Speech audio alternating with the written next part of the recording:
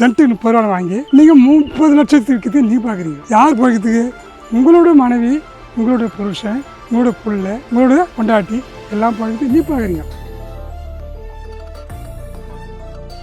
இந்த நிலைக்கு இந்த 70 நீ கொடுக்குற துட்டு என் மருமனோ என் பொருளையோ பணம் வாங்குவான், அன்றைக்கே எடுத்து மாதிரி குடிப்பான். நல்லா குடிச்சிட்டு அதுவே பற்றி எப்படி பொண்டாட்டி பிள்ளை எப்படி காப்பாற்றுவான், எப்படி கல்யாணம் பண்ண முடியும்?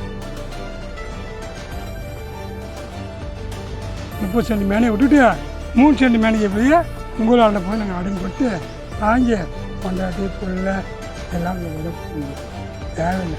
எங்கள்தான் இருக்கட்டும், உங்கள்கிட்ட இருக்கட்டும். இயற்கை ஒருபோதும் தவறு செய்வதில்லை. நம்ம செயற்கையிலேருந்து விலகி நம்ம இயற்கை நோக்கி போவோம். உலகத்துக்கு நம்ம வாழ்ந்து காட்டுவோம்.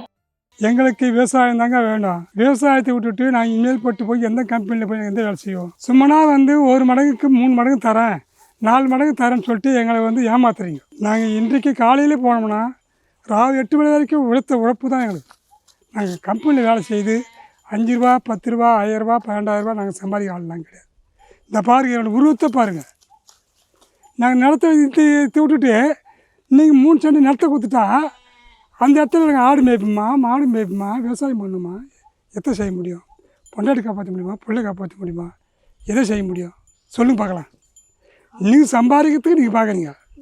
எங்களாண்ட 30 ரூபா சென்ட்டு 30 ரூபா வாங்கி நீங்கள் 30 லட்சத்துக்கு நீ பார்க்குறீங்க.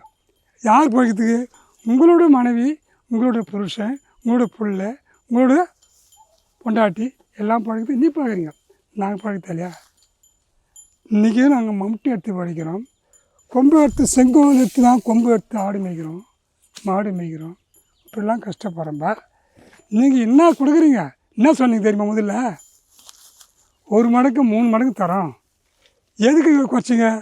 ரிஜிஸ்டர் ஆஃபீஸில் எங்களுக்கு ரிஜிஸ்டர் ஆஃபீஸில் இந்த பணத்தை நான் மதிப்பீடு வரும், அதிகமாக வரும்னு சொல்லிட்டு எங்களுக்கு ரிஜிஸ்டர் ஆஃபீஸில் பீஸில் குறைச்சிங்க. இப்போ என்ன பண்ணுறீங்க? 30 ரூபா சென்ட்டு 50 ரூபா தரோம். விவசாயம் வாங்குறான் 1 லட்ச ரூபா கொடுத்து கைங்க. விவசாயத்துக்கு விவசாயக்காரனே வாங்குறான். நீங்கள் எங்களுக்கு சொத்து வாங்கி என்ன பழம் எங்களுக்கு சொல்லுவாங்க, இன்னும் அனுகூலம் என்ன தரீங்க?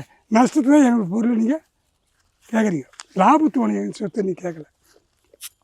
அதனால் எங்களுக்கு விவசாயம் வேண்டுங்க.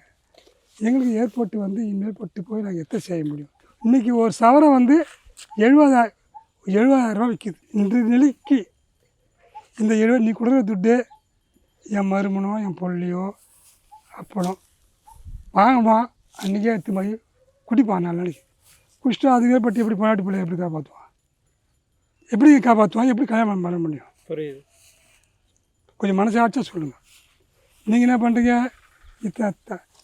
சாதா நகை வாங்கினீங்கனால நீங்கள் கேடு நகையை வச்சு சம்பாதிக்கிறது நீ பார்க்குறீங்க. இதெல்லாம் வேண்டாங்க. எங்களுக்கு விவசாயத்தை மட்டும் விடுங்க.